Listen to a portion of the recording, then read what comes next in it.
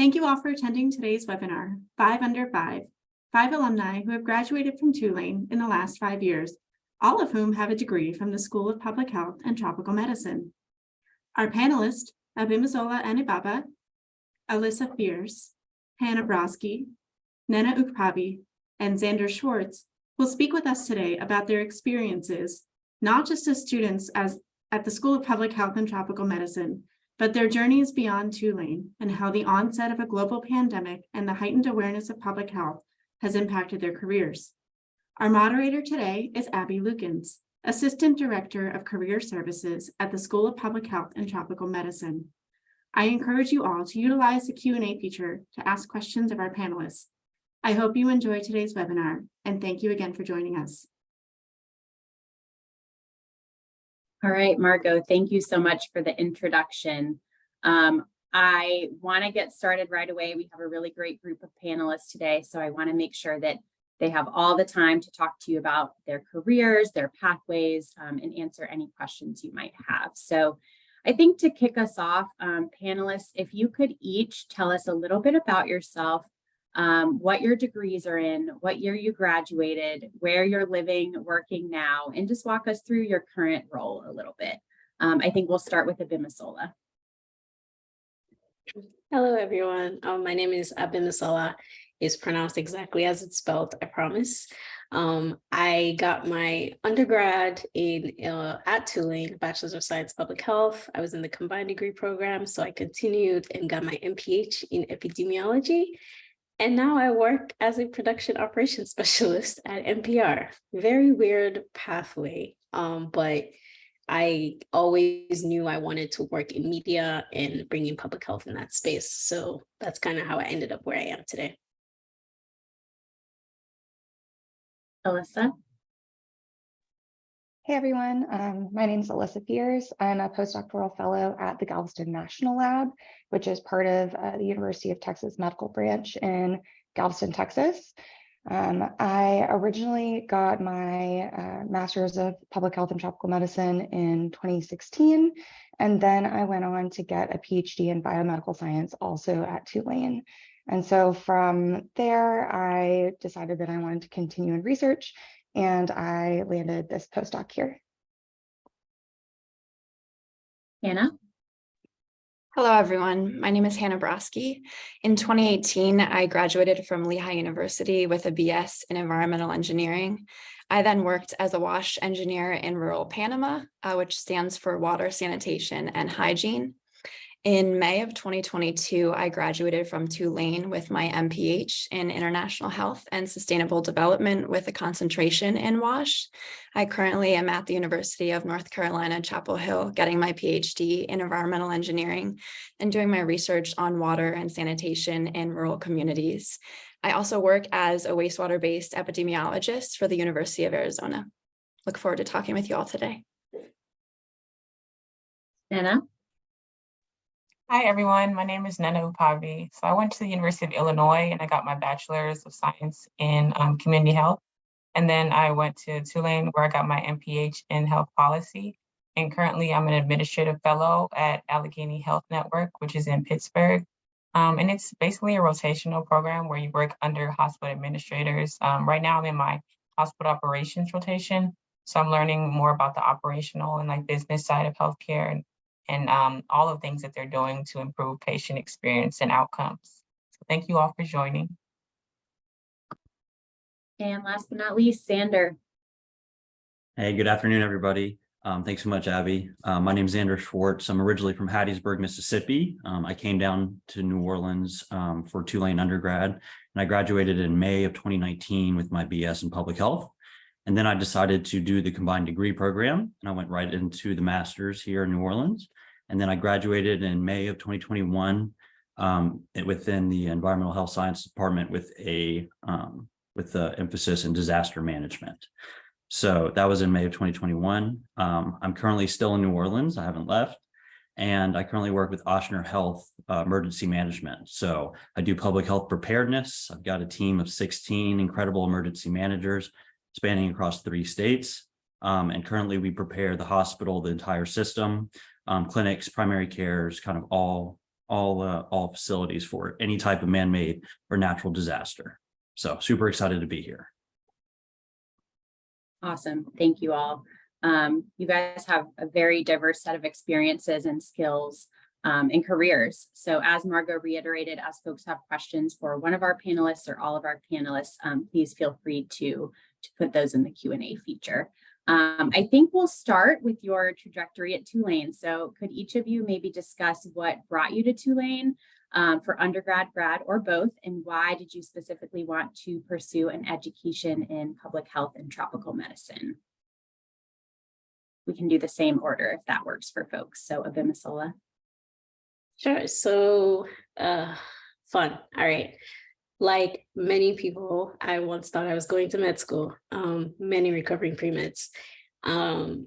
I started actually at a different school. I was at William & Mary in Virginia. I didn't like where I was, but I took a first public health class there my sophomore year, and I was like, oh, this is it. Like, this is what I've been trying to explain my whole life. Like, these are what my concerns were. It was never about treating people. It was about the, like, how can we help society be healthier? So when I got to Tulane, I was a little, maybe fill it out a little bit. Then I took a couple of classes. I was like, all right, declare, let's do this. And I declared my junior year, and I felt like I had just got introduced to public health and there was so much more. But I also made a deal with my Nigerian parents that I would transfer, but I'd have to graduate on time. So I felt like I wanted more time getting to public health. And I discovered the combined degree program, let me graduate on time, let me get credits for grad school, gave me more. And grad school seemed like an opportunity to learn more about public health. And I was lucky enough to be able to take on that like financial debt, right? Because that may not always be the case for everybody. And that's kind of how I discovered public health. I took epi classes. I really liked the bio, the science. Also, Dr. Hassig was amazing as a professor, and I decided I wanted to go into epidemiology. So I did that, even though my entire career has nothing to do with epi in that sense. But that's kind of how I ended up at Tulane and public health.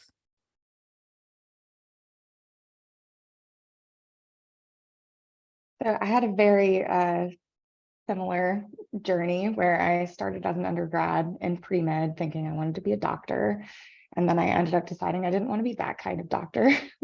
So I really close to the end of my junior year in undergrad I had no idea what I wanted to do after I realized that I didn't want to be a physician.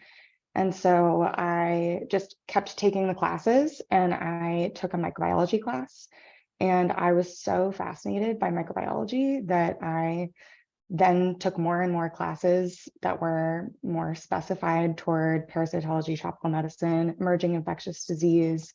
And so that's kind of where I found my niche. And as you guys know, the School of Public Health and Tropical Medicine is one of the first, Tulane's is one of the first that was established and is very well known for their tropical medicine program. And so I decided that I was going to try and get a master's at Tulane and got in and did the master's, kind of trying to figure out if I wanted to do more of the epidemiology side of microbiology or more of the lab research side, and found that I really had a passion for the laboratory side of emerging infectious disease and also high consequence pathogens.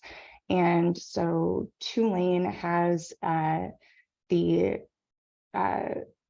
Primate Research Center on the North Shore, and we have a BSL-3 lab at TNPRC. And so I started doing research there with my PI, Chad Roy, and continued in that doing biomedical science PhD with him. And so that was kind of my my role at Tulane.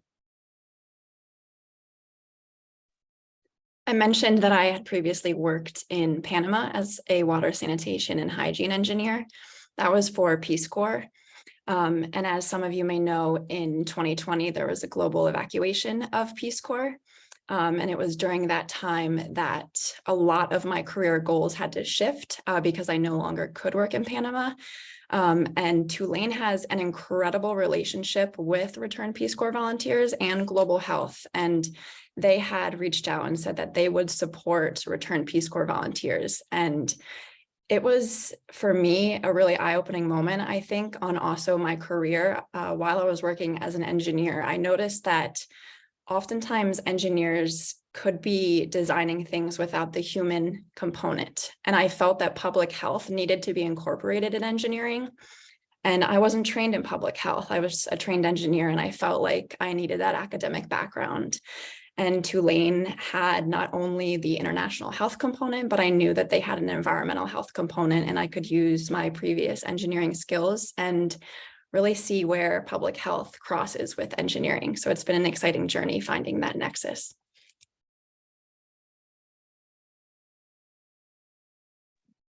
And so, wait, sorry, you go. Nana, go ahead. For me, when I was at the University of Illinois, I was volunteering at a local food pantry every week. And I just realized that a lot of the issues that they were having, I feel like in order for change to really be impactful is for changes to be made on the state and federal level when it came to like policy and legislation. So I looked into the health policy program at Tulane. And what really stood out to me was the strong alumni network, like strong like academic rigor, and then also just the overall outcomes for students in that program. So I tried my best to do as much research as I could, and ultimately I ended up applying and getting in. So I feel like my journey was kind of like linear, I guess, like just, seeking out information and seeing what matched up with my goals. But that's how I ended up at Tulane.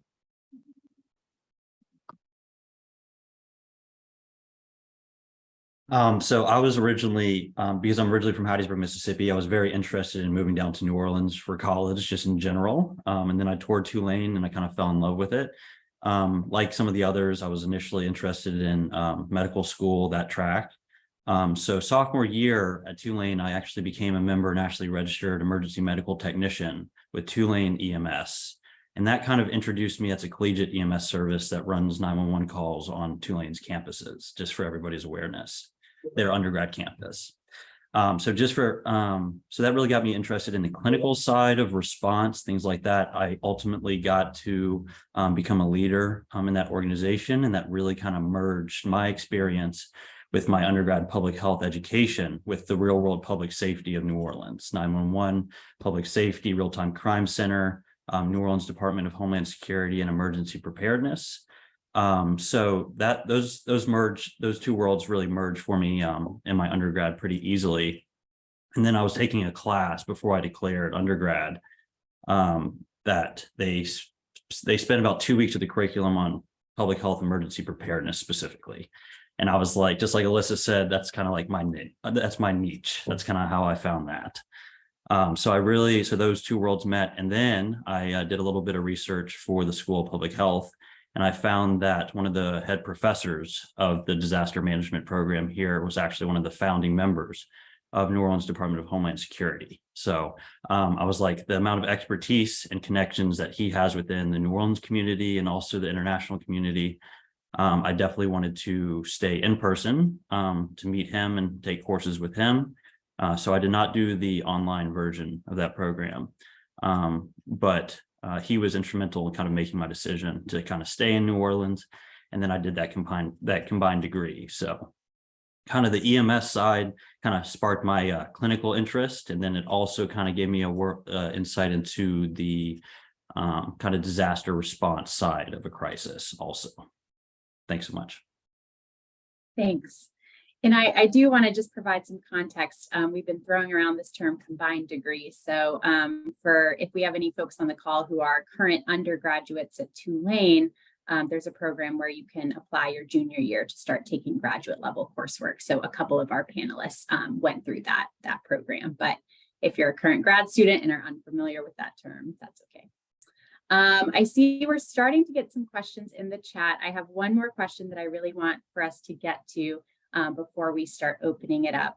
Hannah, you talked a little bit about how the pandemic of 2020 kind of shifted your ideas and even a little bit of your career plan. So all of you have graduated recently, and so either started studying or working in public health during the pandemic. Could y'all each just talk a little bit about how COVID impacted your time as a student and or your time as a worker, your career? I feel like COVID did good and bad for me in a way. It's probably a good time to probably explain how I ended up where I am now. So before the pandemic, I was working as a research assistant for Check It. Check It was a study that was happening at the time from the epidemiology department. It was exploring STD education amongst Black men in New Orleans. But I was hired on Check It because I said, I see what you do on social media. Can I help you make social media stuff? I can edit videos. And so that's how I ended up on Check It. I was doing social marketing. And I did that for a couple of months until COVID hit. So COVID, because that happened, a lot of what Check It would do was go into the community, test these individuals, enroll them in the study. We couldn't do that anymore. So while that was on halt, a new study started coming in. That's one thing that definitely happened within public health is COVID opened a lot of opportunities. Everyone was throwing money at us to kind of figure out what to do next. And so I joined 2 clinical trials, also doing the same kind of social marketing. How can I use the digital marketing part of my brain that likes to do that to help public health? And quickly realized I did not want to do research anymore. But like everything was still useful to getting me to where I am. Then when COVID was now in full spring, The Skin You're In, which is a project started by Dean Levis, it was a film that he ended up adapting into this campaign supporting Black Americans in New Orleans during the pandemic. And so I joined that team as a volunteer on the creative content and media team. So we were posting on social media. What does it mean when we say flatten the curve? Here's what the COVID numbers are like. This is where you can get a vaccine, who's eligible, that kind of information.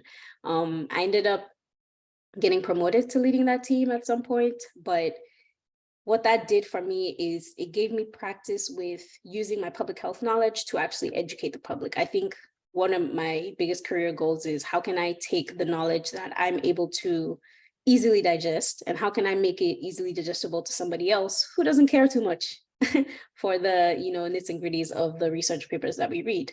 And so I always knew I wanted to get into public health communication in that way. So the pandemic gave me all these opportunities to try and do that and in a meaningful way. It wasn't just like writing a paper in class and maybe hoping it would go out, but like this was active. I could see the response, as people were reading. We would have people ask questions. We were learning how to document our resources, those kind of things.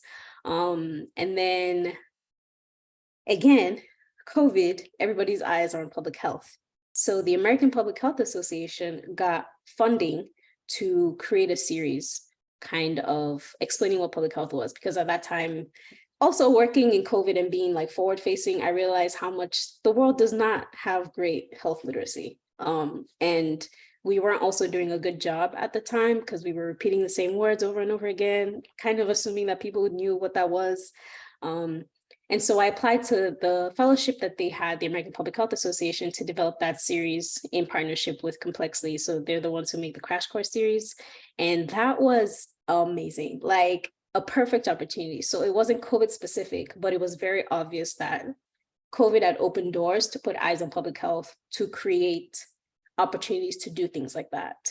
And then after I graduated, I took a job with the Texas Department of State Health Services, and I was a senior health communication specialist with them on a COVID equity grant. So COVID was still kind of giving me jobs, like it was throwing opportunities at me, and I was taking them. And a few months into the government role, I realized, again, with other opportunities, I don't like government work. Which is not true for everybody, but it just didn't work for me. At that point was when I kind of realized that COVID funding was going to dry up eventually, and we're starting to see it already with public health. And so I had to make a decision about what I did want to do next in the event that like eyes weren't on public health the way that they are now, if that makes sense. And so the ultimate career goal is to help improve that health communication. So when the CDC says like, you need to wear a mask now, people have, because we've better communicated what we mean by that and how this is helpful to human beings, because it's hard for people to think on a community level sometimes. I also learned that working on COVID. Because, yes, so how can we create that trust by building that communication? And so, but I also wanted to have the skills to be able to do that outside of, I guess, the public health realm. For a lot of those opportunities, I was one of the few creative people on those projects. And so I wanted to spend some time building those creative skills, working with people who actually do this full time, even if it's not public health, they're doing news, they're doing politics, they're doing something. They're breaking down the complexity of like everyday concepts. And so I decided I want to work with those people for a while. So I quit that job and I went to NPR. And right now I'm not necessarily doing COVID specific work and not even necessarily fully immersed in public health. Although I've helped like produce a couple of public health stories here and there, it's really an opportunity for career development. They're like, you should either take a job that pays you or something else about like training you. And that's what I did with this role. And the goal is to eventually end up back in public health to be able to do that for our industry. But yeah, COVID opened doors and then it started closing them slowly. That's what COVID did for me. Yeah. I guess I'll latch on to the you get paid or you get trained as a postdoc. So COVID really changed. It didn't change my career trajectory per se, but it did very significantly impact my academic career and where I've gone from there. So originally, when COVID hit, I was on track to defend a dissertation in early 2021. And COVID hit in 2020. And my BSL-3 lab was one of the only ones in the country that can do aerosol studies. And so we received a sample of SARS-CoV-2, the first clinical isolate that was then also sorry, it was the first clinical isolate that then was also used for research, the Washington strain. And so we received a sample and did aerosol fitness studies.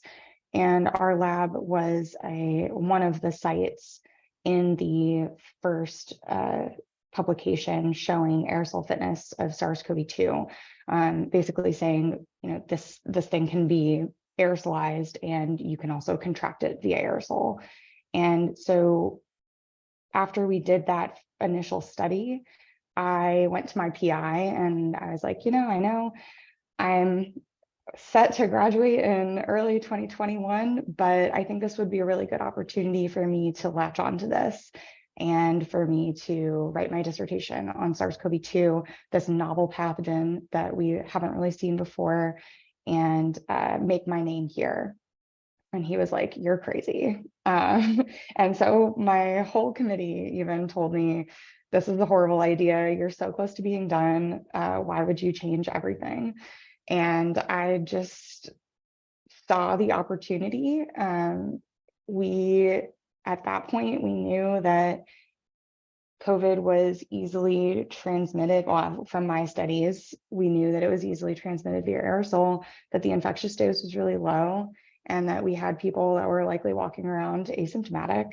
And that's the perfect storm for a pandemic. So early on, I kind of saw the writing on the wall that this is what was going to happen. And so I changed my dissertation, and my entire dissertation was showing aerosol fitness, putting SARS-CoV-2 in an animal model and seeing differences between different non-human primate species and also exposure routes. So if you give SARS-CoV-2 via aerosol or like a swab to the nose, what's the difference? What do you see a difference? And then the final aim of my dissertation was showing potential for long-term consequences, pulmonary consequences. And so I really by being at Tulane and being in the lab that I was in, I was able to kind of put my foot in the door as one of the first people that was doing research on COVID. And I had the opportunity to see what happens for Operation Warp Speed. You know, we had a couple of different vaccines that went through the primate center. And so I really got to be on the front line, and it was a fantastically horrible experience. I mean, because I was trying to get so much research done so quickly, it was a no sleep, go, go, go kind of situation, but it really got me to where I am today. Now I'm at a BSL-4 lab, which is a step higher, even higher consequence pathogens like Ebola and Marburg and henipaviruses. And I don't know if I would be here if it weren't for COVID, if it weren't for me being in that lab and doing what we were doing. So that's kind of how COVID changed my life and changed my trajectory at Tulane. And it was really an eye-opening experience being on the front lines of research for COVID. So for me, COVID was really a catalyst to get my master's. I don't know that I would have gotten my master's in public health or been at Tulane if it hadn't been for COVID and really the global evacuation when I had left Panama. While I was at Tulane, I was so passionate about working in water and working in health that as I started to work in an environmental health lab, it became clear that with wastewater, we could detect RNA viral shedding of COVID. And this had been done prior with polio, but it really exploded with COVID and just environmental surveillance exploded in general. And so it felt like a really great opportunity for me not only to gain lab skills and be in a lab and work with really protocols I knew that would be really impactful in the work I want to do, like concentration and extraction of DNA and PCR. These are all things in the water world that are really important to know. And it was during this time that I was connected with just the right people at the right time. And it led me to the research team I work in now. These mentors have really shaped my goals and helped me in this field, and working in wastewater.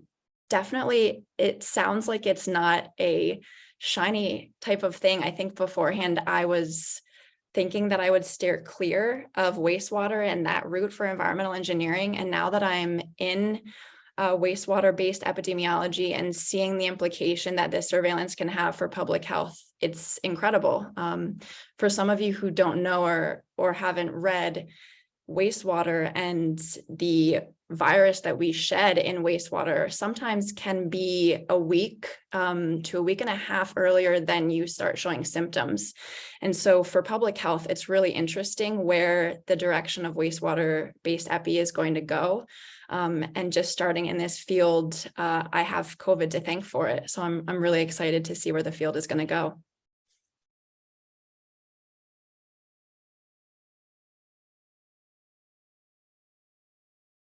Nana, I think you're up next.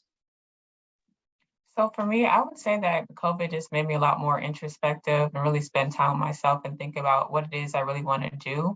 Although I kind of like realized that a lot of things are out of my control, especially with COVID, you know, kind of coming out of nowhere. So I just spent my time thinking more about my goals and getting more specific about them. I realized that, you know, I have an interest in policy, but then I also thought, how cool would it be to get into a career in administration and use those years of, you know, being a hospital administrator to one day work like in policy and use that experience to influence policy. I just think it sounds better, like coming from someone that's, you know, worked at community hospitals and like, you know, different environments, being able to like actually create legislation that would be more like appropriate and specific to like the issues they're trying to address.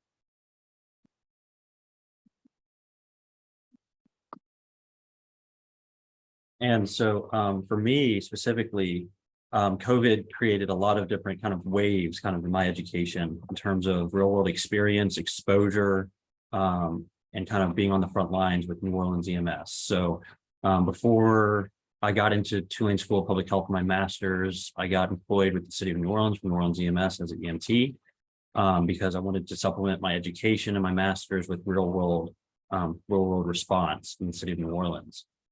So I remember it was February of 2020, and all the EMTs were sat down, and a physician from the CDC was on Zoom, and they came in and they kind of briefed us about what kind of they thought this was.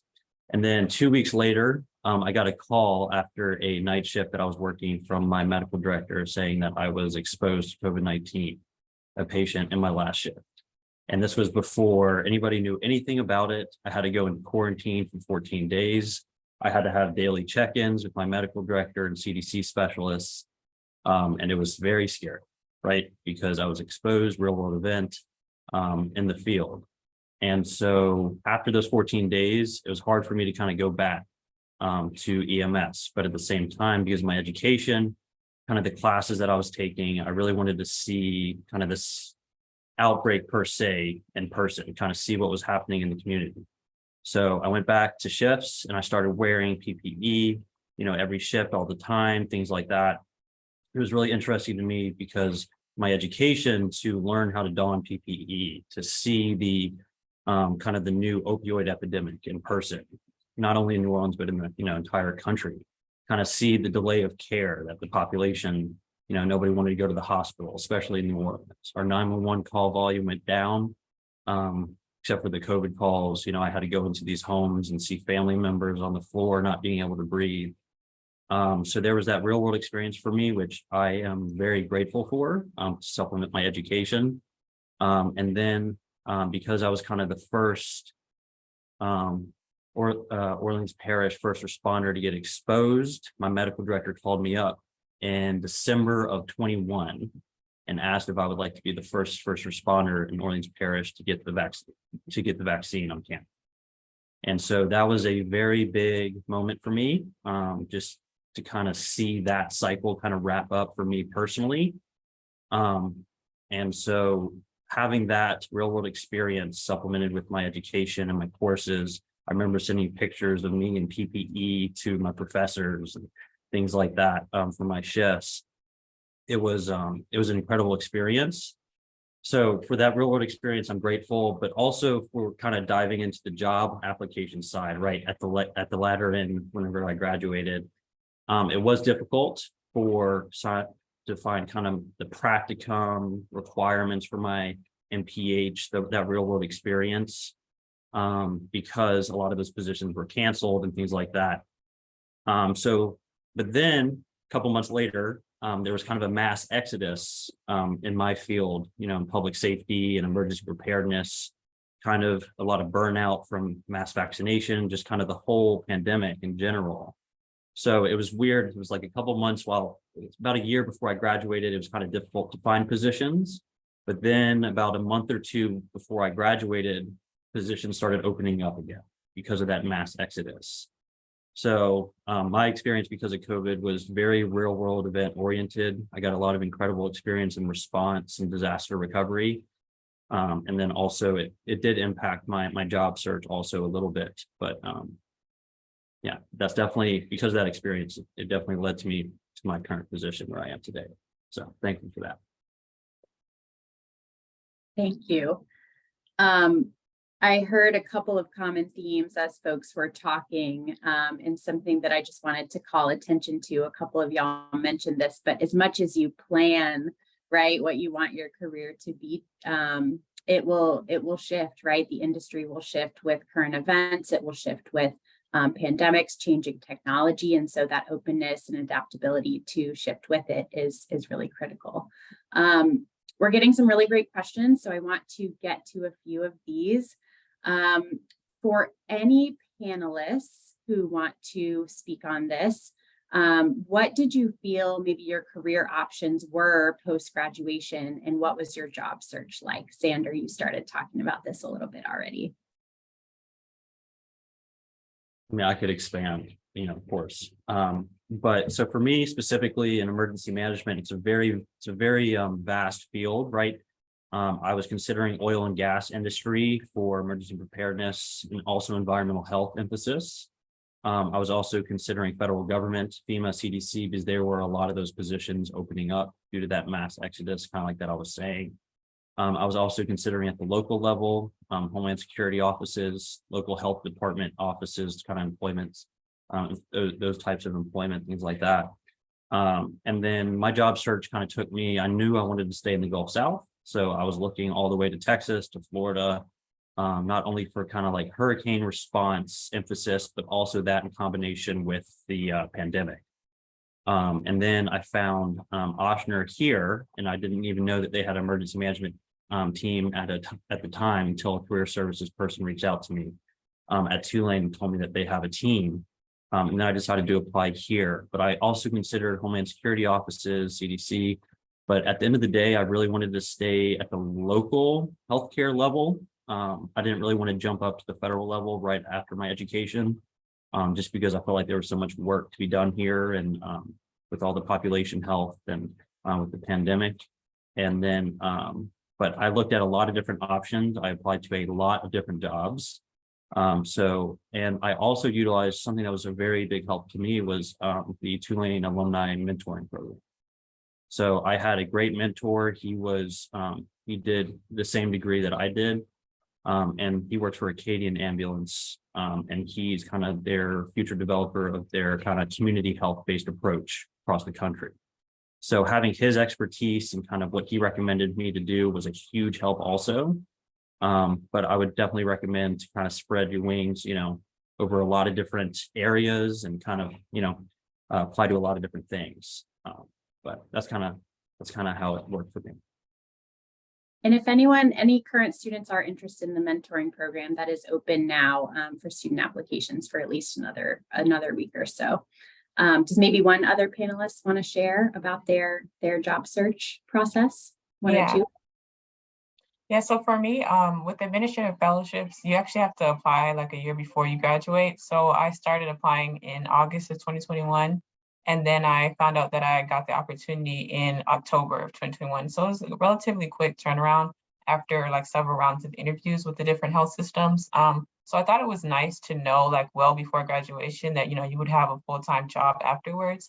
But I didn't have like any sort of break after graduating because I literally moved 2 weeks after graduating and started. So I think it's a great option as far as applying for fellowships if you want some time to like rotate through different, rotations and projects in the health system. And it still gives you kind of some time to like explore different areas of healthcare and figure out like what exactly you're still interested in. Because I know that sometimes people, can graduate and still not quite have an idea of what they want to do. So I think fellowships are a good option if you're a little bit like on the fence and it's getting close to graduation time.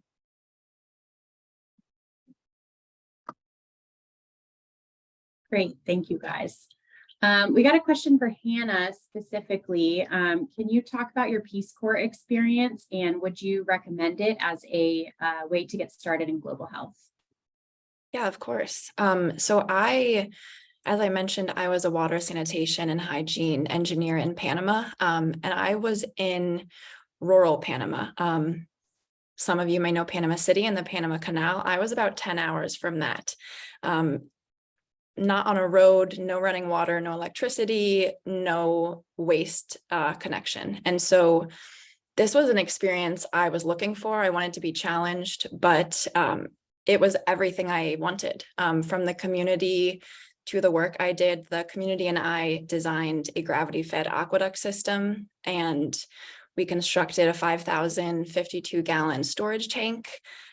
Because of COVID, the project was cut short, but I am extremely fortunate to have community members that are very motivated and have phones. And so I've been able to maintain that communication. I returned in April of last year to Panama, and we were able to complete part of that system. And I will be going back in a couple months to complete the piping. And so just the relationship I've maintained with that community has been incredible for my global health work, but also just the work that I want to do. I hope to continue to go back and forth and work with this community, but also they're my family and friends. And so it feels like the Peace Corps experience really set me apart in terms of how I think my goals shifted for the future. You'll hear often a term in global health called cultural competency. And it was actually in my own Peace Corps experience that this term for me completely shifted, because I think it is relatively impossible to be completely competent of a culture. I think that is the culture itself who is competent. And so I think when you come to a culture, you are absorbing and learning from them. And I think that the initial thing as a volunteer is you're the expert, you're coming in. And so for me, coming into a community as an engineer, they were the expert. They were the expert in the area and they were the expert in the field. And I was there as a liaison between the Panamanian government and them in the community. And it was a really beautiful thing to be that liaison between parts and be able to communicate in terms of resource development or what was needed and brainstorm my technical experience with their own experiences. I would recommend Peace Corps to someone, but I will say any Peace Corps volunteer you talk to, an experience is very different because the volunteer is different per community. And so my own experience was amazing. And I believe that the experience Peace Corps gave me was amazing, but I also think that my community made it that way. And I feel really fortunate that I can maintain that relationship with them. And I will say, having international experience coming to Tulane was very advantageous on my application. Not only having some prior experience in Kenya, but working over a year in a community sets you apart because you're able to really establish, I wouldn't say roots, but you're able to establish trust and relationships that a couple months of work do not give. And so that experience in Panama, having 2 years really in a community, learning a language, now that I am fluent in Spanish, that has given me opportunities in the career world that I wouldn't have had prior. And so having rigorous training in Peace Corps in a language also was really important as a skill to be able to take that away from the experience. I hope I answered that question. Follow up if I did not. I think you did great. Thank you, Hannah. Perfect. I have a question for Nena specifically. In what ways do you feel your background in health policy has been helpful on the administrative side of the health system versus maybe say like an MHA degree? So I would say it's been extremely helpful. Throughout the MPH program, you take health policy analysis and health law. And I think those two classes were very helpful when it came to like increasing like my writing skills and being a lot more analytical. And I think like in my administrative fellowship currently, like from time to time, you'll write a lot of like reports and do presentations to the executive leadership. So it's always helpful when you're able to like structure your text by being informative, like get straight to the facts and the evidence and the proposal that you might have. So I think it's just made me more organized when it comes to being more of an effective communicator over text, and just being able to like help those that are actually making the decisions have, you know, some well thought out supporting information. Thank you, Nena. And then one more specific question for Abimisola. Can you tell us a little bit more about your day-to-day role at NPR and responsibilities? Yes, so I am a production operations specialist. So I'm working with NPR to establish their podcast on YouTube. So NPR has a wide range of podcasts, some of them science, some of them news, some of them finance. But we're essentially developing the visual component of that to go along with the audio first podcast. And I ended up being able to get that role because of my video production experience. That was one of the things I was talking with my manager when I was getting hired. He's like, well, I'm not, you know, your background isn't necessarily the traditional background, you know, how confident am I that you can perform these things? And I was like, you saw the videos that were attached to like my portfolio. And I was like, I did everything on that. Like I can the thing about like, I guess, switching careers or like maybe not doing the straightforward path. Like, for example, Nana could have gotten an MHA to go into admin, but she got policy instead, is not necessarily about it. The job is not necessarily always about what you studied. It's about what you can do and what you can give. And I do want to tie in another question about my tech savvy skills. I knew that I wanted to be able to make video, not even necessarily so I could work at NPR, but because I wanted to make a public health series at Tulane documenting like the experiences of people with people living with disabilities, the alcohol culture at Tulane, like those kind of things. And I wanted to be able to do that. And literally how I ended up getting that is going to the Career Center at the time, talking to someone, hey, Abby, this is what I want to do. This is the area that I'm interested in. I don't have these skills. Who can I talk to? I kid you not, there's always an answer. The person might not have the exact thing that you need, but I think at the time I was connected with David Roston, who was a filmmaker, but also interested in public health. And with that, I got to intern with him at WHIV, learning how to use the industry standard that was Adobe Premiere. So really, when it comes to like being in those spaces and trying to figure out what you want, it's being honest with yourself about what you want, accepting that you may not necessarily be where you want to be, but know what it is you're trying to do and asking for help, because someone will always come through, I promise. Yeah. Thanks, Bim. You started talking about this already, but I want to kind of open this question up to the group and whoever maybe wants to chime in. I have a two-part question. The first part is, how do you make peace with not knowing maybe the right career path to take? Part two is, how do you meet the right people? How do you network for career advancement? So if anyone wants to chime in, maybe Alyssa, I'll give you first dibs since you haven't had one in a while. Okay, so will you repeat the two parts just to make sure that I get both? Yes. Part one, how do you make peace maybe with not knowing the right career path for yourself? Part two, how do you meet the right people? How do you network for career advancement? So the first part being the how do you make peace with maybe not knowing exactly what you want to do? Latch on to what you do like, and just know that everything that you do is a learning experience. And no matter if you're like Ben was saying earlier, you know, you could have gotten one degree or another degree to end up where you are. The graduate experience is, yes, you're learning things from your classes, but you're also learning how to learn. So it's not just the information that you're getting from the classes. It's also, how do you take that information? How do you then decide, oh, I need this and I need this and I need this, and then go and find those connections. With the networking part, my advice is actually my husband's advice for me, because I'm an awkward scientist. So I don't really do the networking thing very well. But his advice for me was that it's not about necessarily specifically talking about, you know, what's your day-to-day life like, what's your like talking career. It's also developing an actual relationship with people.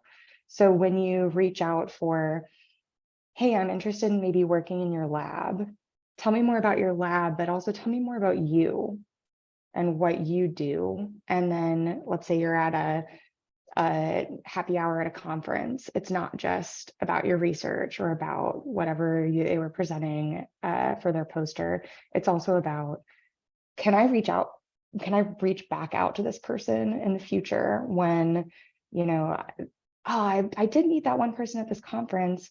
Maybe they know something that I could benefit from. Oh yeah, and also, how are their kids that they were talking about? And so it's not just about the information that you need, it's also about the people themselves, because everyone's a person.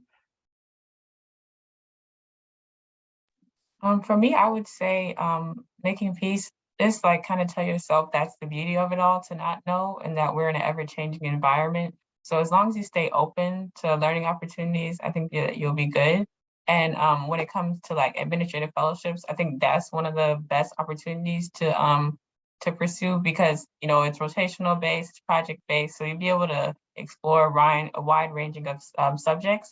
And that also, you don't have to be a health policy major or have an MHA to do administrative fellowship. You can actually come from any MPH concentration. And also if you have a background like MSN or and any other MBA degree. even too. Yeah, MBA even. So you're not limited to what your current concentration is. So just know that and just be open.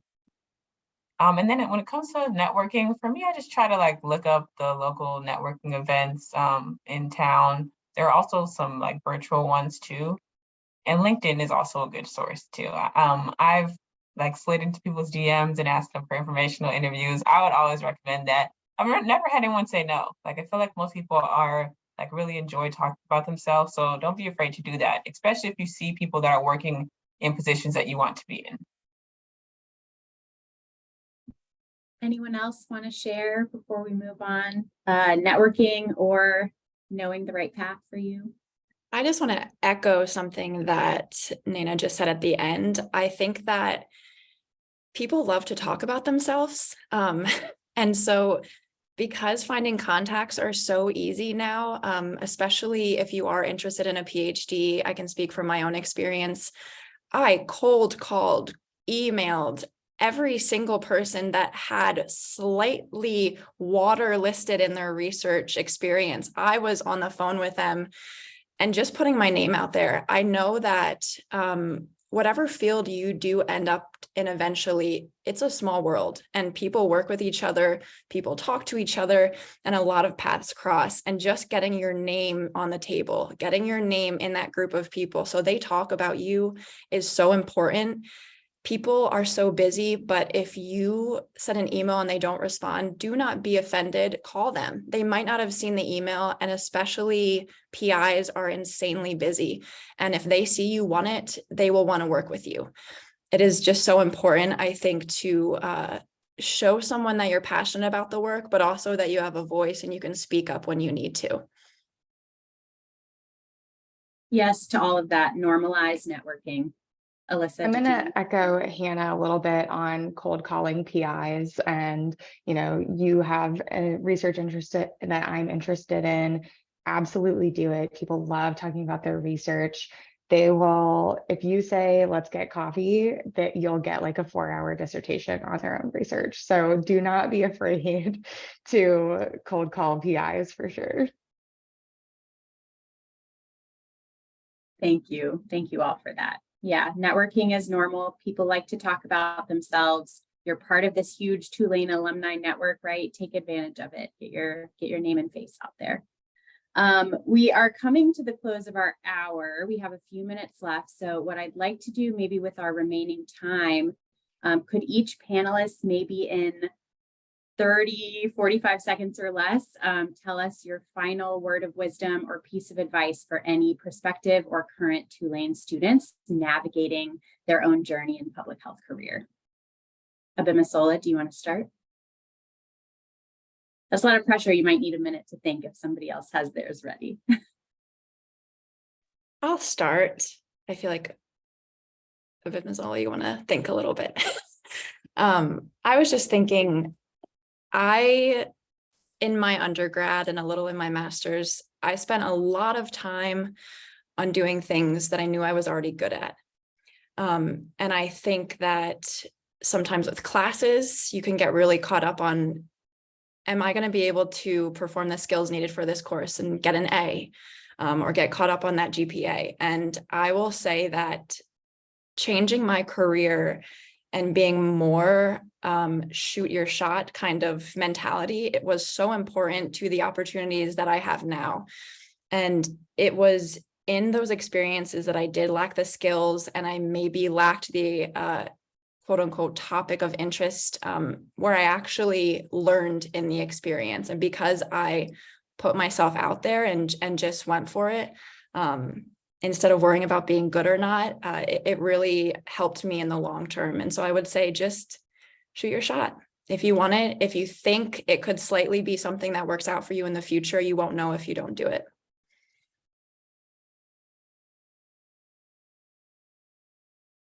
And I'll just kind of say that for me, I would highly recommend trying to get volunteer experience, real world experience at an office for a summer, semester, couple weeks, whatever it may be.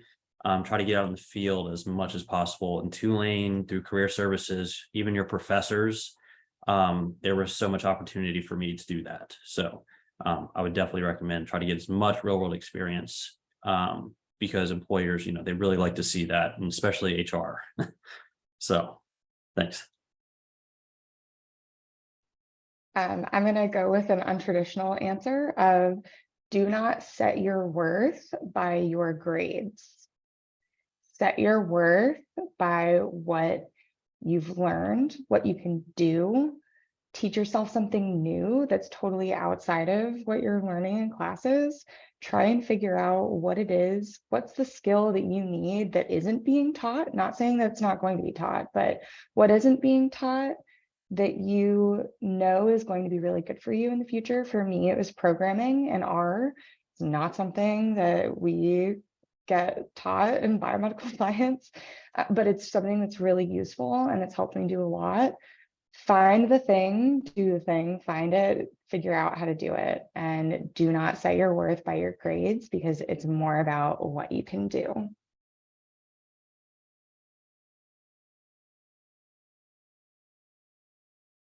Okay, I think I have it.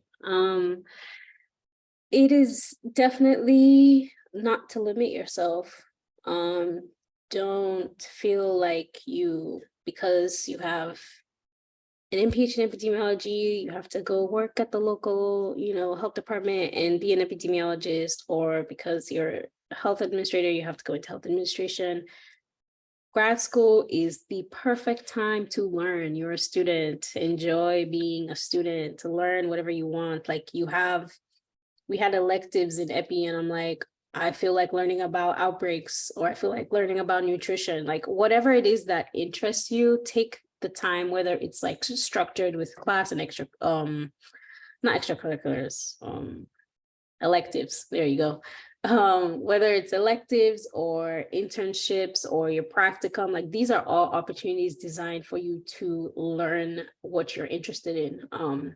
And if you end up at the end of the degree, maybe still unsure of what you want, like your learning doesn't have to end with grad school. Like there's always opportunities to learn somehow. Like I'm currently doing podcast things, but I knew I also wanted to get experience producing like news videos for social. So I'm shadowing the Consider This team, helping them pitch stuff and write scripts and all those things. Like there's always opportunities to learn. Don't feel like you're stuck in a path. You can always do something else. I promise. Yeah.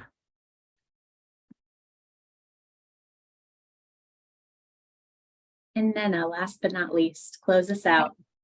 I would say that like you're your biggest advocate for your own success. So like fully lean into that, and also realize that you don't have to do this on your own. So lean on your community if you need to, reach out as early and often as you can to your professors. I promise you, like those relationships will be very important and could be impactful for your career trajectory. You never know. So definitely do that. And reach out to us too after this if you need any support in your process. Yeah, panelists, if you guys are open to continuing conversations, no pressure, but feel free to maybe drop your email or LinkedIn in the chat, or we can, share that out after. If you're open, just let us know. I want to thank panelists so much for spending your lunch hour with us. I always learn a ton from these panels as well, and I really enjoy moderating them, and getting to see you guys all again is great. We will share the recording and post the recording and follow up with folks, but for everyone else, thank you so much, and we hope you have a great rest of your day. Appreciate it, y'all. Take care.